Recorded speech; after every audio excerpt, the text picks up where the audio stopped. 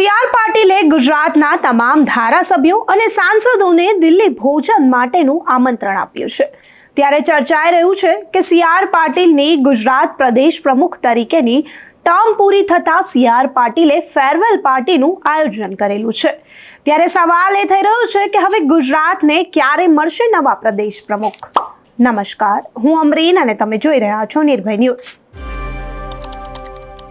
સી.આર. પાટીલની પ્રદેશ પ્રમુખ તરીકેની ટર્મ પૂરી થતા લોકો સવાલો કરી રહ્યા છે અને રાજકારણમાં ચર્ચાઓ એ જ તેજ થઈ રહી છે કે ગુજરાતને નવા પ્રદેશ પ્રમુખ ક્યારે મળશે, કોણ હશે ગુજરાતના પ્રદેશ પ્રમુખનો ચહેરો, કોને સ્થાન આપવામાં આવશે, શું જ્ઞાતિગણ સમીકરણને આધારે ગુજરાતના પ્રદેશ પ્રમુખ ગુજરાતમાં મૂકવામાં આવશે। અનેક સવાલો ગુજરાતની જનતાને થઈ રહ્યા છે। ત્યારે સી.આર. પાટીલે અત્યારે દિલ્હીમાં એક ફેરવેલ પાર્ટીનું આયોજન કર્યું છે તેવી પણ રાજકીય ચર્ચાઓ થઈ રહી છે અને જાણવા મળી રહ્યું છે કે સી.આર. પાટીલે ગુજરાતમાં તેમની ટર્મ પૂરી થતા ગુજરાતના તમામ સાંસદો અને ધારાસભ્યોને દિલ્હી તેડું આપ્યું છે પોતાની ફેરવેલ પાર્ટીમાં। તે પાર્ટીમાં નરેન્દ્ર મોદીને પણ આમંત્રણ આપવામાં આવ્યું છે અને અમિત શાહને પણ આમંત્રણ આપવામાં આવ્યું છે। સી.આર. પાટીલના ઉત્તરાધિકારી તરીકે સૌરાષ્ટ્રમાંથી કોઈ ચહેરો આવે તેવી સંભાવનાઓ ઘણી દેખાઈ રહી છે। ઓબીસી નેતાને પસંદ કરવામાં આવે તેવા સમીકરણોની ચર્ચા તેજ થઈ। ત્યારે ભાજપમાં કોઈ જ્ઞાતિ કે સમુદાયને બદલે મજબૂત અને વજનદાર વ્યક્તિને આ પદ સોંપવામાં આવશે તેવી સંભાવના ઘણી દેખાઈ રહી છે, કારણ કે ગુજરાતમાં અત્યારે ભાજપ મજબૂત તો છે જ, પરંતુ હજુ પણ ભાજપનું આ પદ વધારે મજબૂત કરવા માટે કોઈ પણ જ્ઞાતિ સમીકરણને ધ્યાને નહીં લેવામાં આવે। પાટીલે અગાઉ જાહેરાત કરી હતી કે તેઓ પોતાના મહાભોજનમાં પ્રદેશ માળખાના સંગઠનમાં કાર્યરત અંદાજે 90 જેટલા લોકોને આમંત્રણ આપશે, પરંતુ ઘણી નવાઈની વાત છે કે પાટીલે મોકલેલા આમંત્રણની યાદીમાં પ્રદેશ સંગઠનના હોદ્દેદારોના નામ જ ગાયબ છે। કોઈ પણ સંગઠનના હોદ્દેદારો પાટીલના આમંત્રણમાં છે જ નહીં। ત્યારે આવનારા દિવસોમાં સંગઠનના લોકો માટે પાટીલ અલગથી કાર્યક્રમ યોજે તેવી પણ સંભાવનાઓ દેખાઈ રહી છે। ભાજપના પ્રદેશ પ્રમુખ અને કેન્દ્રીય મંત્રી સી.આર. પાટીલે દિલ્હીમાં વડાપ્રધાન નરેન્દ્ર મોદી, ગૃહમંત્રી અમિત શાહ અને બીજા અનેક મોટા નેતાઓ, ગુજરાતના તમામ ધારાસભ્યો અને સાંસદો માટે મહાભોજન માટે નિમંત્રણ આપ્યું છે।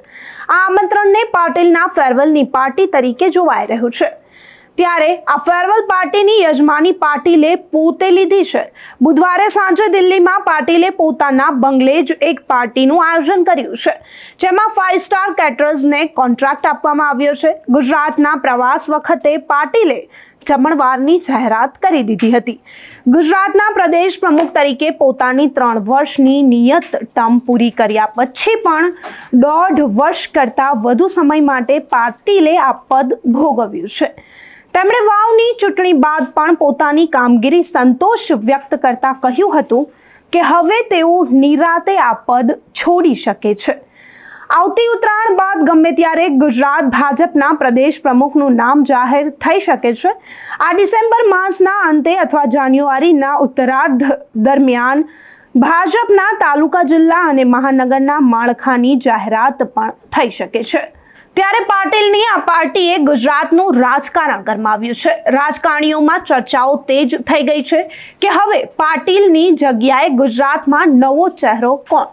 આ ચર્ચાઓએ ગુજરાતમાં અત્યારે ગુજરાતનું રાજકારણ પણ ગરમાવ્યું છે અને ચર્ચાઓ એ પણ થઈ રહી છે કે હવે પાટીલના સ્થાને કોઈ પણ જાતિગત કે જ્ઞાતિ સમીકરણને જોવામાં નહીં આવે।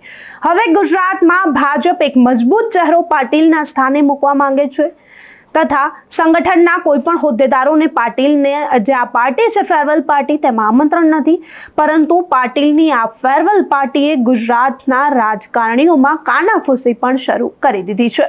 ગુજરાતના રાજકારણમાં ગતિવિધિઓ તેજ થઈ ગઈ છે। ગુજરાત ભાજપ પણ સી.આર. પાટીલની જગ્યાએ કયો ચહેરો મૂકો તેની ગતિવિધિઓ હવે તેજ કરવા લાગ્યું છે। અનેક ચર્ચા વિચારણાઓ ચાલી રહી છે અને ગુજરાતનું રાજકારણ ગરમાયું છે। તેને લઈને તમારું શું માનવું છે? શું ખરેખર હવે પાટીલની આ પાર્ટી પછી ગુજરાતના રાજકારણમાં વધારે ગરમાવો આવશે? તમને શું લાગે છે? શું ખરેખર પાટીલે આ પાર્ટી જે છે તે ફેરવેલ પાર્ટી આપી છે ગુજરાતના નેતાઓને? તમારું શું માનવું છે અમને કમેન્ટ કરી ચોક્કસથી જણાવજો તથા અમારી ચેનલ નિર્ભય ન્યૂઝને લાઇક, શેર અને સબસ્ક્રાઇબ કરવાનું ભૂલશો નહીં. આભાર.